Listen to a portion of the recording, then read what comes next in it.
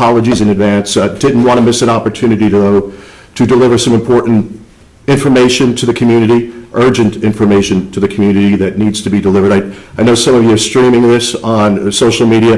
For those at home who may be tuned in on social media and you've got the children around, may be a good idea to kind of usher them away from this. Not exactly dinner conversation that we're going to be engaged in, some graphic stuff that we're going to be covering over the next couple of minutes. So I'll give you a second to do that. For those in the room who do remember, it was on Easter Sunday, April 4th, Jerkaith or Jada Peterson was found at the Quality Inn Hotel on Queen City Drive, in a hotel room, shot to death in West Charlotte. That was on Easter Sunday. Fast forward to earlier this morning, the early hours of this morning, the Sleep Inn Hotel up in our University City area. Yet another victim found shot to death in a hotel room. I'm going to refrain from releasing that person's name. We know who that person is, but their family hasn't been notified of the death yet, and we're still trying to make appropriate family notification in that case. And when we do, we'll be sure to pass that information along.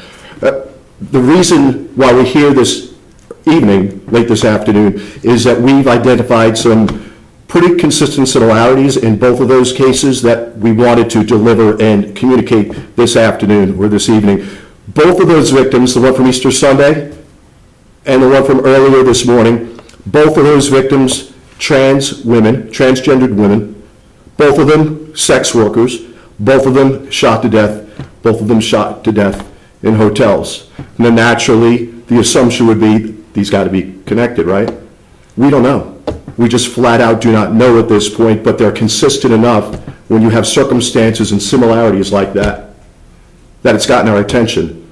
And it needs to get the attention of the community. This isn't something we see frequently, something we rarely see, and it's important that the community understands that.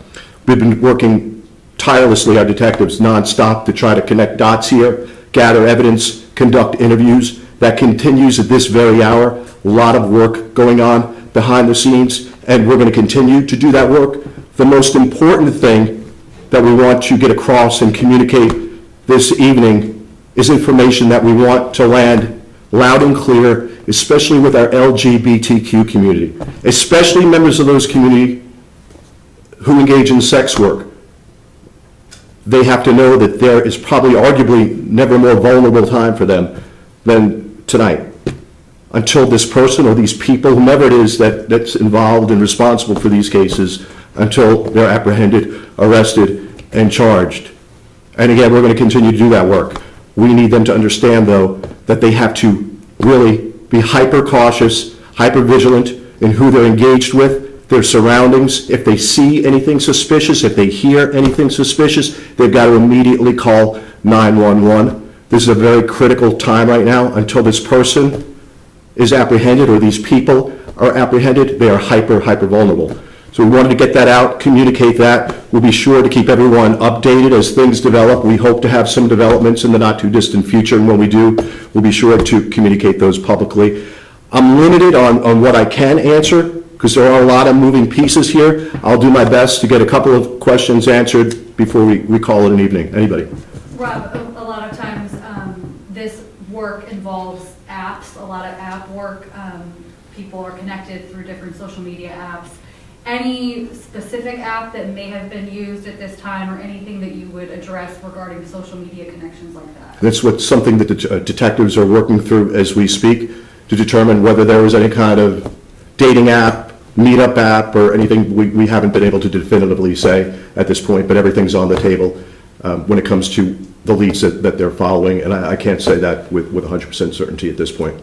Any other overlapping similarities between the victims? No, I mean those should be similarities enough. I mean, again, it's not too frequently thankfully, that we find ourselves in a situation like this, having members of our community victimized in such a short period of time with similarities like that in a hotel room, both sex workers, both trans women. You know, again, to say definitively that they're connected would be awfully premature, but everything's on the table, and we're going to move heaven and earth to find out what's going on here for sure. The same manner of death? They were both shot to death. Well, why was it important for the CMPD to come out, even though you don't have a connection? Why was it important to come out with it? No, and I think that's a reasonable question to ask. You know, look, we've got an obligation. We've got an obligation to communicate to people who are very, very vulnerable tonight. You know, we can't go to bed another night tonight knowing what we know, and you have two cases like this. Again, they may not be connected at all, but we have an obligation to let vulnerable people in our community know that these two instances, incidents occurred over the last couple of weeks, and that they've got to take everything that they could into their own hands, be vigilant, and look after their own personal safety. And more importantly, on top of that, call if they hear or see anything suspicious. So we're going to figure this out. We're going to figure this out. But until we do, we're going to make sure that people are looking after themselves. We're going to do our best to look after people, but they also, they've got to look after themselves. They've got to be aware of what's going on, and that's why we put this together as late as we did, and why we're communicating with such urgency. It's critical. Rob, a question for you, if you can go, is there anything about the suspect or what the suspect or suspects is doing to lure these people in with this crime? Yeah, and I don't know if that would be a fair characterization to use the word lure. I don't know what the circumstances were that kind of prompted the situations. Something that I'm sure the detectives are working on and will determine. Premature for me to put that out. I can't say with 100% certainty at this point how they came to engage with these victims. Rob, is there any work that the detectives or CMPD is doing with community groups that are LGBTQ community groups right now to get the word out, maybe to reach some of these vulnerable members of our community? Yeah, we've been on the phone with leadership from the LGBTQ community for the last couple of hours. We have executive team members with our department, that are literally on the phone right now with them, keeping them plugged in. We recognize just how much reach that community has, and how much of a network that they have, and how much influence that they have. So we're working hand in glove with leaders of the LGBT community, and we're going to continue to do that. Maybe you can answer this. Do you have any evidence, like maybe some video surveillance cameras of the situation? Yeah, not at this point. If anything is gathered during the course of the investigation, and we think that there's some value to putting that out, and you better believe we're going to do whatever it is that we could to resolve these cases and get them cleared and give some kind of semblance of peace and safety to members of this vulnerable community. You bet.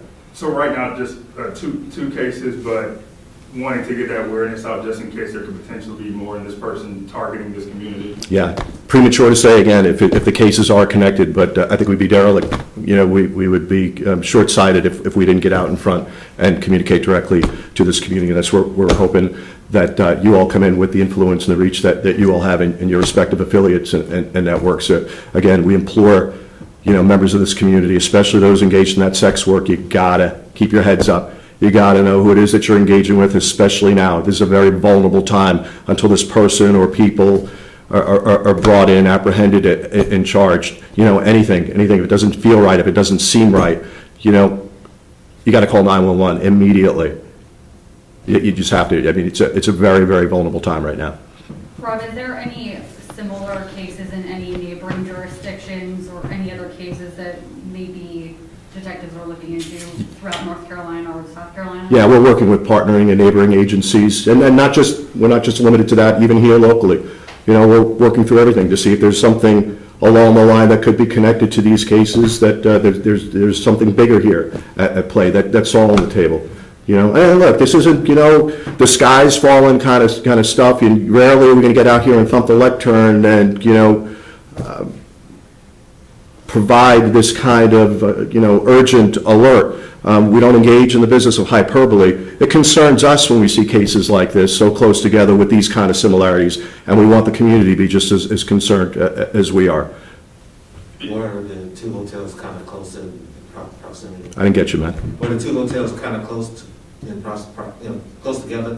One on Queen City Drive in West Charlotte, and the other one up in University City from earlier this morning. Queen City Drive was Easter Sunday.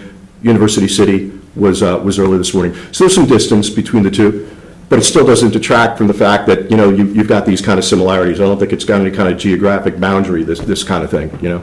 Rob, you mentioned similarities. I may not be able to go into it, but what are those similarities that have led police to this point? Yeah, and like I referenced that, I don't mind saying it again. Trans women, sex workers, hotel rooms, shot to death. Those are enough similarities to grab anyone's attention. It's grabbed ours. All right, listen, promise to keep everyone updated as things develop. Hope to have some positive developments in the not-too-distant future. If we do, we'll be sure to get that out. In the meantime, if anyone has any information whatsoever regarding any of these cases, they can provide that information anonymously. Crime Stoppers, 704-334-1600. Don't have to give your name, don't have to say who you are, where you are, don't have to testify in court. Merely need that information for our investigators to track and follow up on. There's also a reward of up to $5,000 for information that's provided that leads to an arrest in any of these cases. We'll be back with any updates as they develop. Okay, guys? Appreciate it.